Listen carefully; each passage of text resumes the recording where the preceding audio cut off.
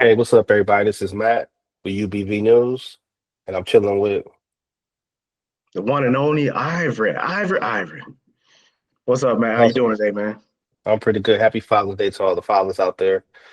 We got a special session today. So I know yesterday you were out at the military parade, man, the 250-year Yes. anniversary slash celebration of Trump's 79th birthday. So first thoughts, man, what was it like? Yo, man, I have to be honest with you. It was not what I expected. I thought it was going to be riots. I thought it was going to be chaos and just confusion. But I will say this, the military, shout out to our military servicemen and women. I tell you what, they were just super professional, very friendly, very open, they kind of brought you into the world of the military. So that's one thing I really respected, the fact that the military, they was just there in force. You don't get a chance to see the military up close and in person like that. So I think for me, just being able to see them, talk to them, hear where they're from, what part of the countries they're from, what made them join up to the army, I think that was very motivational for me. And I enjoyed that part. I have a question for you too. With that, what was the thing that surprised you the most? Like, what was the thing that was shocking to you? Well, it wasn't that many people there. Okay, it wasn't that many people there.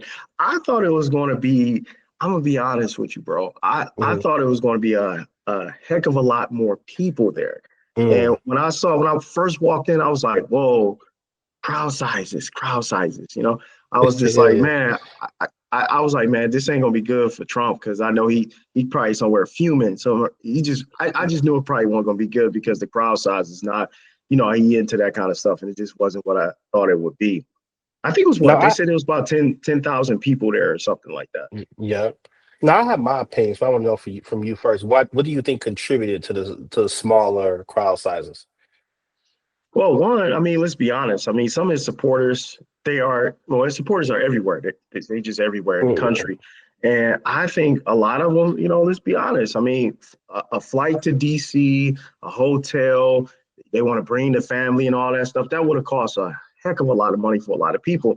So I feel like that was just probably not in the budget for a lot of people, given that tariffs and just the Yep. economy is what it is. People just like, man, yeah, I like the president. I want to support the president, but I want to spend a band. Do I want to spend Hmm. $1,500, for one day? And I feel like a lot of people probably said no. So that's one. Two, it literally rained on Trump's parade. No pun Yep. intended, but it rained here in Washington. So it was raining here. So that was probably a factor as well. And three, I would just say I think it's just a little bit of arrogancy. You know what I'm saying? A little bit of arrogance, like, Mm. oh, okay, well, I'm gonna just throw this on and my people just gonna show up. I don't like when Tupac was like, man, I can go to any hood and my people won't shoot me. They ain't gonna shoot me. They love me. So it's kind of Yeah. like this arrogance. That's what I got. Well, one of the things I always floated around is that when you see these big events, I don't care if it's a protest or just big mass showings of people, right?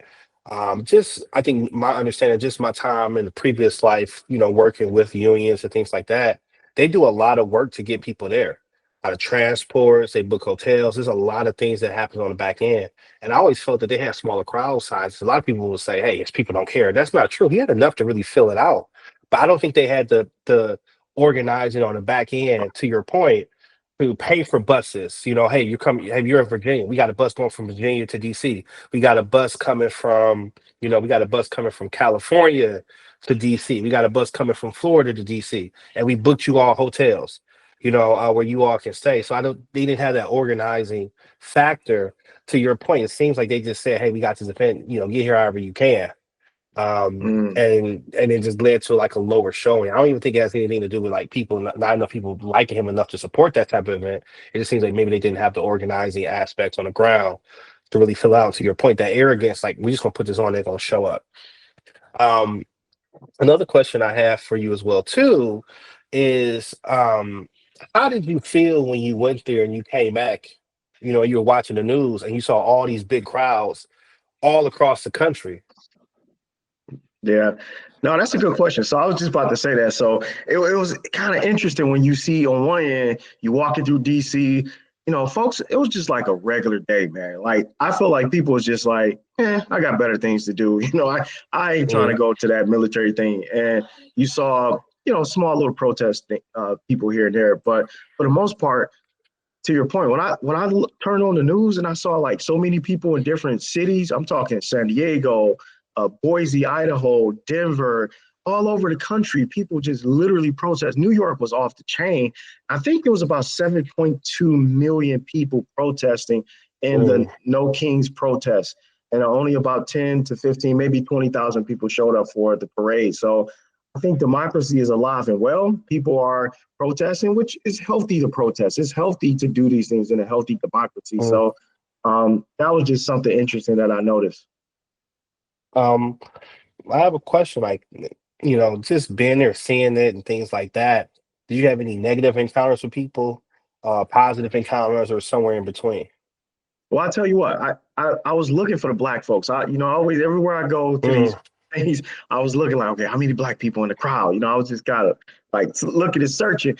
And to be honest, I would say maybe 1%, 2% of the crowd that I saw was black people. So um, I saw a few black men. I saw a couple Canberra. I saw a Canberra. I talked to one of the Canberra ladies, and it was a black female, and she was just like, "Oh, well, I got paid to cover this event," and she was out taking pictures and things like that. But she didn't look like she was too happy to be there.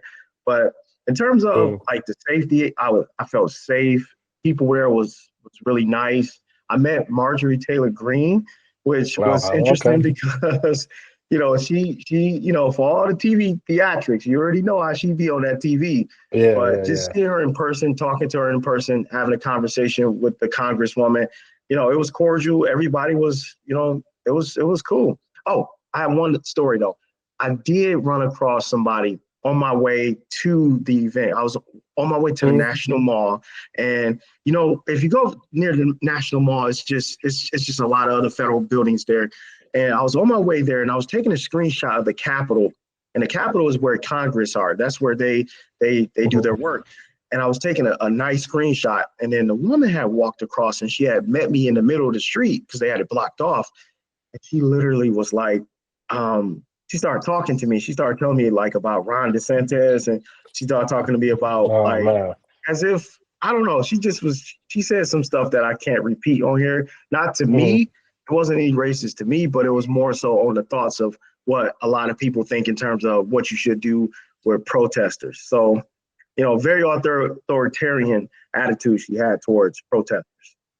I would say this for somebody who wasn't there, it seemed kind of like the response was actually quite the opposite. Like, I think it seemed like, Mm-hmm. across the nation, like they were really looking for like the Stephen Millers, or the people in the Trump administration were really looking for these conflicts to take off in other parts of the country, right? Right. Like, okay, we're gonna have this uproar, we're gonna have all these protests, we can utilize it. It seemed like it was pretty peaceful across the rest of the country.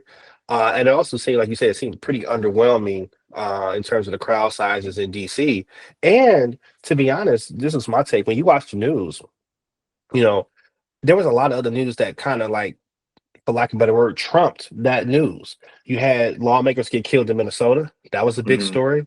Israel is ramping up, the war with Iran. That was a huge conflict. And to your point, you had millions And and millions. millions of people protesting across the country simultaneously while they Yeah. were having a parade. So it just seems like it was just, and like, we know how much Trump likes the news. So to turn on the news and you had this parade and this other stuff is quote unquote Trump in it, that has to be frustrating.